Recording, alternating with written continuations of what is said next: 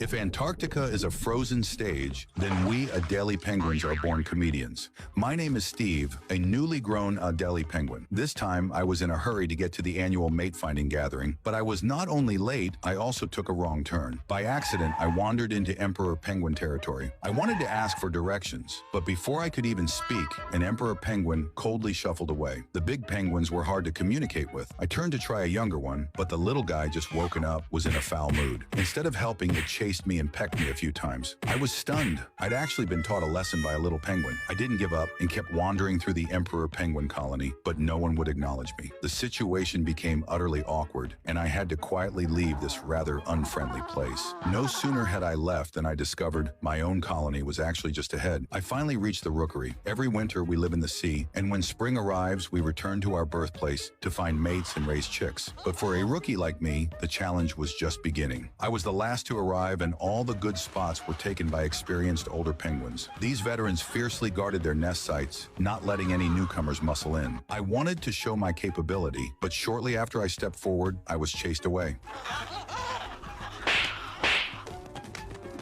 Young penguins like me have to adapt quickly to this crowded, competitive place. Time was running out. Soon, thousands of female penguins would arrive, and I needed to build my nest before then. The most important material for nest building is stones. Raising the nest with stones keeps the eggs from freezing in the snow. Since I was late, I had to work even harder gathering them. Thankfully, the effort paid off. I finally built a nest that looked quite decent, but I failed to notice my neighbor was up to no good. Every time I went out to find stones, the neighbor would sneakily take stones from my nest back to his own.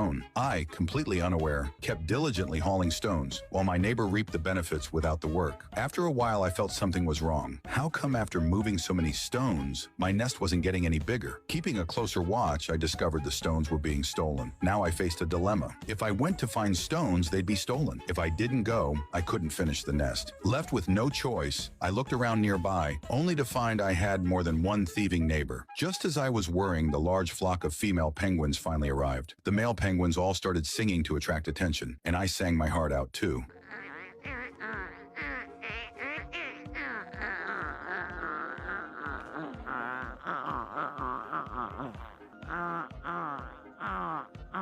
Just as I was singing myself breathless, a female penguin walked towards me, but she looked at my humble nest, shook her head, and walked away. I felt a bit dejected. Even my song grew subdued. Unexpectedly, this melancholy song ended up attracting my destined partner, Adelie. She also looked at my nest, but she didn't leave. Instead, she chose to stay. We performed the penguin marriage ceremony, and in our most intimate moment, we memorized each other's calls. From then on, even among thousands of penguins, we could recognize each other.